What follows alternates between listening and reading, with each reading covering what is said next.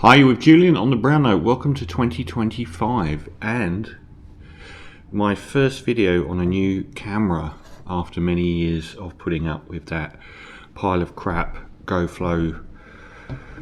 Wasn't even a real GoPro, it was like a one made by dogs.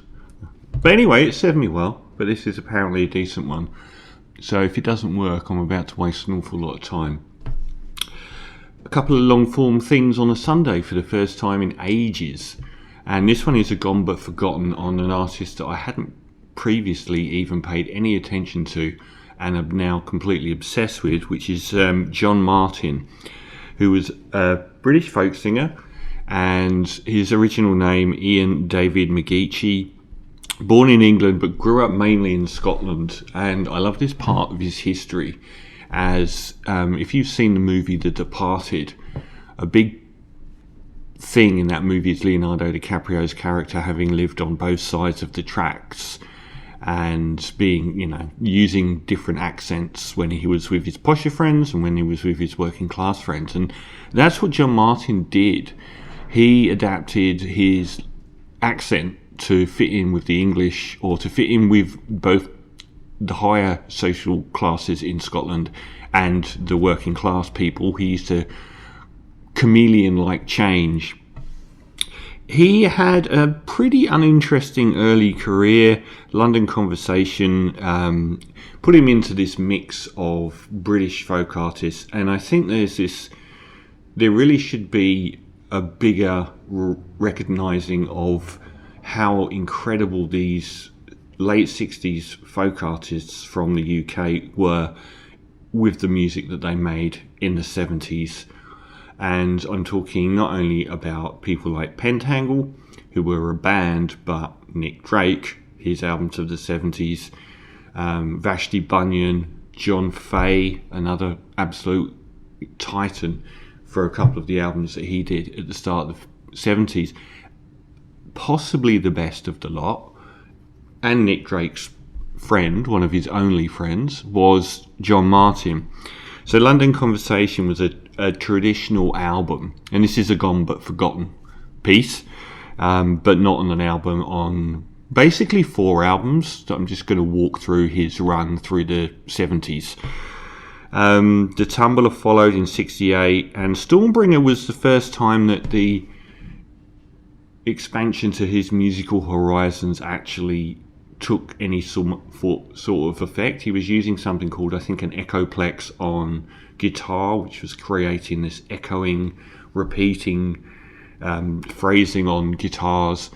And then he made a couple of albums with his wife, Beverly Martyn, in 1970, both of them, The Road to Ruin and that Stormbringer album, neither of which were particularly good or successful. And he'd been signed by Island Records' Chris Blackwell personally, I believe. And Island Records were famed for bringing Bob Marley and the Wailers to the rest of the world. And he was the first, I believe, white artist that Island Records signed, and Chris Blackwell had a lot of time for him, so put up with him making a number of albums that weren't successful and developed a personal relationship with him. Bless the Weather again was moving towards the music that he had become interested in, which was John Coltrane and soul music and a lot of jazz music. And he's become known now as somebody that involved jazz and like proto space rock, and even in the 90s was being called the godfather of trip hop. So his music moved beyond acoustic picking and folk songs to this very sort of transcendental music, which comes from the album Solid Air in 1973. Solid Air isn't a good album. Solid Air is one of those albums that it's essential to own. It is peerless in its great... Well, it's not peerless, because something like Astral Weeks by Van Morrison, somebody that he had a lot of time for, is a peer. Or Forever Changes by Love, or it exists in its own island as an album. Nothing quite like it was made by him or anyone else. The opening track on it, it's got this very mellow, transcendental sound that I don't understand why more people haven't said, it really reminds me of Smooth Operator by Sade. I would love to know if Sade, who would have been playing in the same sort of London pub gig scene as John Martyn probably was. He was playing a lot of these clubs, and maybe early Sade, I think they were called The Promise before that. Maybe they crossed paths. It became a famed stoner chill out album. It's incredibly beautiful. Almost scat vocalizing. He was an incredible singer with a number of different ways. Like he'd bellow like one of those 80s balladeers with this gruff bellowing voice, Joe Cocker-esque. But he would also do this very melodic higher register through the songs, and that's what you get on the incredible Solid Air. Very late night, very woolly, very organic. Little sparkling Mellotron keys, and the Mellotron across the album, which is immaculately produced and mixed, but the Mellotron keys is a real standout. And it's quite a varied album as well, even though it exists in a lane where every track makes sense in the context of the wider album. The second track is a more spiralling, freewheeling, acoustic country folk song, mentioning cocaine and Mary Jane. Very driving, excellent song called Over the Hill. Don't Want to Know, track 3, got very ominous verses. Melodically, he was an absolute king. The amount of his songs that are incredibly catchy due to verse melodies or so on is amazing. It's again got that bath of Mellotron keys. And something that the album does unexpectedly and brilliantly is drop its shoulder into funk, which it does halfway through this song. I don't want to know about love, about evil, I only want to know about love. It kicks off into this very, very beautifully, almost Isaac Hayes-esque funk pattern, which happens on multiple tracks on the album and adds multiple layers to the vocals, so that the 3-minute length is quite incredible. The amount of distance that the track achieves. The one cover version on the album, I'd Rather Be the Devil, originally written by Skip James, has a lot of that Echoplex guitar going on, and it sounds much more rock and roll, and it's got tattooed drums, and his vocal is an Elvis impersonator doing like a psycho blues track. It's quite monumental, and the live keyboard passages are insane, absolutely amazing. And then it drops its shoulder into this like ambient final third. Go Down Easy is the slightest, stillest song on the album. Incredibly beautiful vocal performance, and the upright double bass is something that appears a lot in his music. There's a lot more strobing funk on Dreams by the Sea, an absolute standout track that sounds like Shaft. We've gone from this whimsical country folk to something that genuinely sounds like the theme tune to Shaft, around the same era as well. And again, the live keyboard runs are absolutely immaculate, and the drum breaks are the kind of music that you'd expect to be sampled years down the track. The strongest melody of his whole career, something that takes about 15 seconds to realise what a great song is, May You Never. It's absolutely gorgeous. The most arresting melody he's probably ever made. Very romantic, but this is a guy that ended up beating up Sid Vicious after a poker game in London. So we get these very beautiful lyrics about May you never lay your head down without a hand to hold, but we also get May you never lose your temper if you get in a barroom fight. May you never lose your lover overnight. May you never lay your head down without a hand to hold. May you never make your bed out in the cold. Which seems to really embody him. He's got this very quixotic side of these sad sack love songs. I reckon somebody could make a star out of him if they just focused on his ballads, which are often stunningly beautiful and romantic, and also occasionally very quite bitter.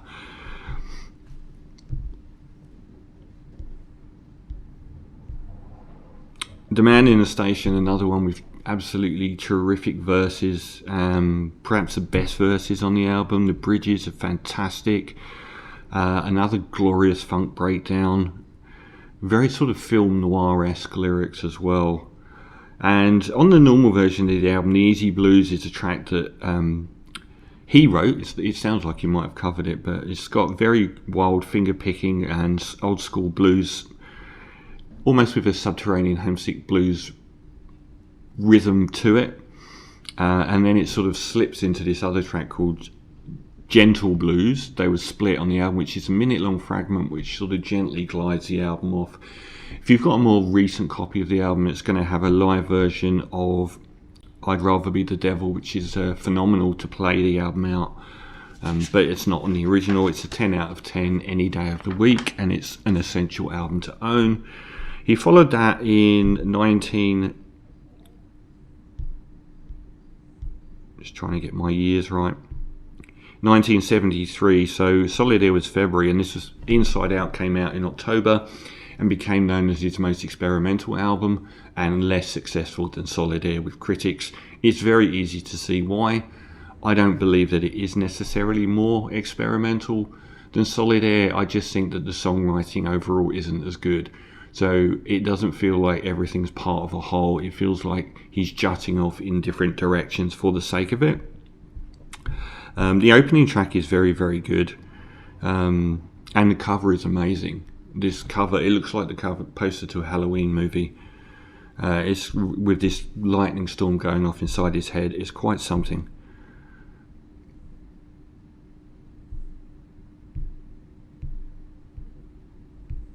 Just getting the tracks up. Yeah, Fine Lines is a very good song, but the second track on it, Ibgal Tune Ni Chirabhal, no idea how to say that, but the song itself is actually a very famous standard piece of Celtic, I guess, folk music where the tune is instantly recognisable. You find yourself comparing it to Jimi Hendrix and the Star Spangled Banner, because that's essentially what they do here. It's just that Jimi Hendrix used that electric guitar as a launching pad for an apocalyptic, emotion-soaked rendering of the song, which carried the great meaning. And this one just uses this vaguely electronic method of playing the tune for the sake of itself. It's an inconsequential. Ain't No Say is an outtake from Solid Air. That's what it sounds like. It's not that strong melodically, but the Indian ragga elements, putting him alongside other players like Robbie Basho, is very good. The centrepiece, though, Outside In, which is 8.5 minutes long here, and I think 18 minutes long on one of the live albums, is actually terrific. Very spiralling premonition of space rock to come. Very psychedelic. Sort of like a bridge between that kind of krautrock music and what will come in the 90s with dance-influenced rock music, and the likes of Spiritualized and the likes of Coltrane are more obvious on this track than a lot of his other. And it sort of drifts off into something that sounds like the soundtrack to Taxi Driver. Very, very strong. The Glory of Love is charming, but utterly a folk fragment. I think it's very short as well, 1 minute 57. Look In, a lesser take on the liquid funk that they did on Solid Air, which isn't anywhere near as good, unfortunately. The instrumental Beverly is lovely, absolutely beautiful interlude for his wife, with dueling electric acoustic guitars doing like songbirds, which is quite beautiful and in perfect harmony. It's one of the strongest tracks. Again, the strongest, make no mistake, has stronger songwriting and less bombast, but it doesn't really go anywhere. Ways to Cry, another pedestrian folk ramble, and So Much in Love with You, a striking, dramatic late night ballad. He does them so well. I'd only give the album a 7 out of 10. It falls down too much, but it does have probably 4 really stellar tracks on it. I'm missing out one album because I don't have it out of this astonishing run of albums. and that's the Sunday's Child album from 1975. All I know is that the title track is absolutely amazing, and you can definitely sort of get a trip hop sort of vibe about it. But in 77, he was over the music industry. He was drinking and taking as many drugs as he could. And I did mention the track Solid Air earlier. It was written about his very close friend Nick Drake, and Nick Drake didn't have a lot of very close friends. Nick Drake had died in 75, and according to his wife Beverly, John Martyn was involved in protracted domestic violence around this time, and they would eventually split.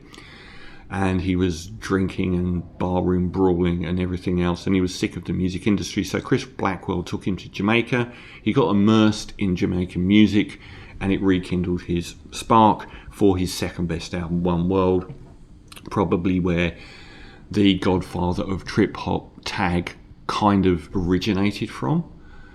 It's a stunning album by any reckoning, and some of his fans do put it ahead of Solid Air. I don't agree.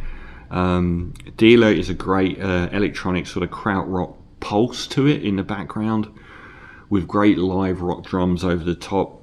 Very funky, very groovy, and much more compelling songwriting than Inside Out. It's not like a lesser version of Solid Air, it's like its own thing, which is the state of much of this album. In fact, much of this album is probably more predictive of the music he would go on to make than Solid Air is. The One World, the title track, is one of his most gorgeous late night ballads, and that is really saying something. It's just the way of the world, cold and lonely. Beautiful higher register vocals.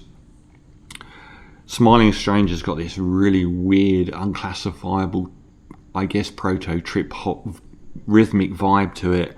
Really interesting soundstage. And again, strong songwriting, and they introduced almost like Kashmir-esque strings to the song. I think the track Big Muff, with Lee Scratch Perry, no doubt, has one of the funniest titles and choruses going.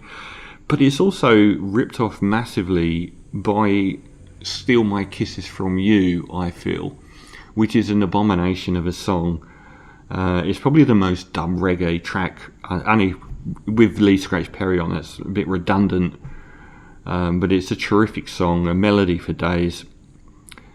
I Couldn't Love You More, one of his best ballads. Again, I don't think any white English man of that era was as good at doing these late night, tear-soaked, emotional, romantic ballads the same way that he was.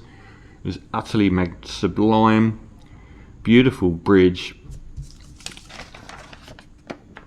Another ballad with Couldn't Love You More. Sorry, not Couldn't Love You More.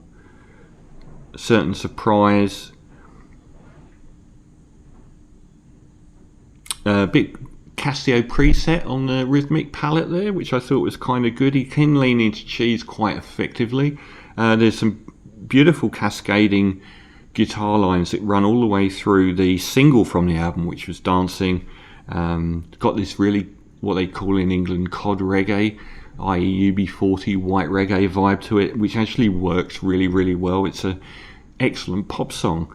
The final track, at 8:45, probably the longest he'd recorded, I think, at that moment in the studio, Small Hours, has been called one of the greatest chill-out pieces of music of all time, with these stunning sliding guitar lines that run all the way through it, and a song that barely reaches up in the midsection. Its movie soundtrack, Nirvana, is absolutely incredible. It's like walking home, burial style, rain-washed streets, deserted, you alone. Unbelievable piece of music. And the final one, and I'm going to give the album a 10 out of 10. It works very cohesively well. Too many of the tracks are outstanding, and even when it's doing ballading, which you think will be an annoying diversion, there's such strong tracks that it really does work. And then we've got the Divorce album, which he had to fight to release.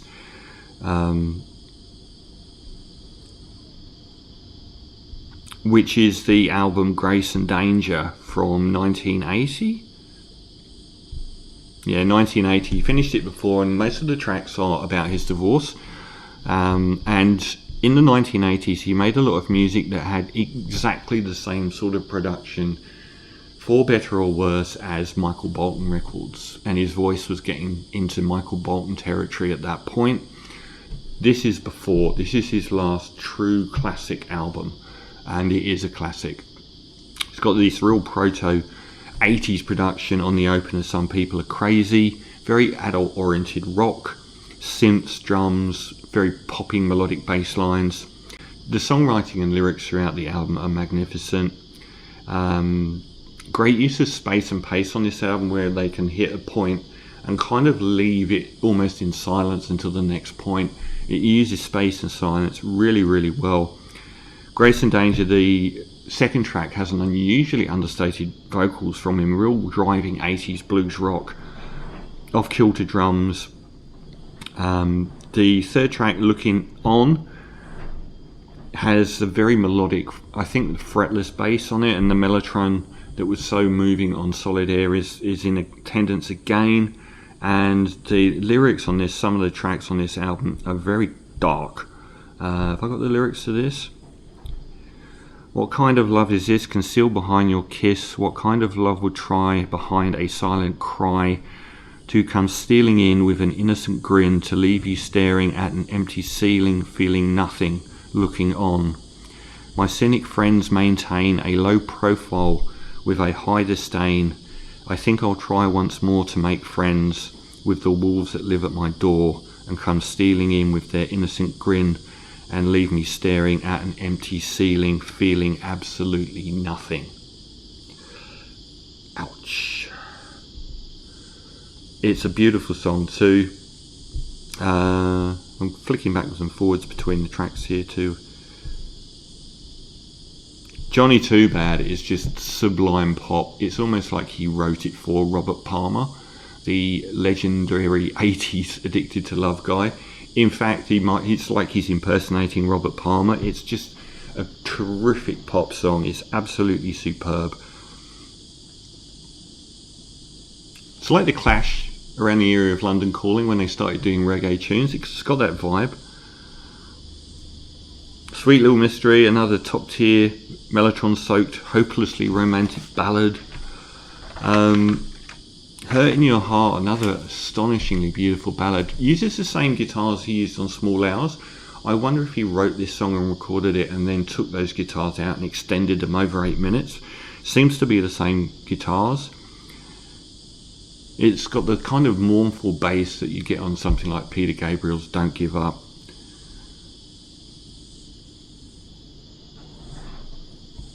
Baby Please Come Home. It's just like ballad after ballad of tear-stroked misery. Sounds like a Michael McDonald yacht rock track, and in every possible positive way that could mean. And Save Some, which is a much more up-tempo track after a run of lyrics, is a lyric about somebody saving some love for themselves because their ex took everything else. Pretty grim stuff. I actually thought Our Love was the most ordinary. Our Love, like Save Some, was amazing, but Our Love that closes the album is the most ordinary track on the album. It's the only ordinary track on the album. So I'm going to give Grace and Danger, the last true classic John Martyn album, a 9.5 out of 10, and that's my gone but forgotten walk through the 1970s of John Martyn. I've been obsessed by him. If you get any of the compilations, you can see what the music was like either side, which itself is fascinating because you get this really quite naff stuff in the mid-80s, and he kind of comes back into it in the 90s, and he even ended up being so related to the trip-hop scene that he released an album of lackluster trip-hop covers, including apparently a very good cover of Glory Box by Portishead, and being revered by a lot of those artists. So that's my gone but forgotten, let's hope it recorded, on the outstanding John Martyn, and you need Solid Air and One World in your life.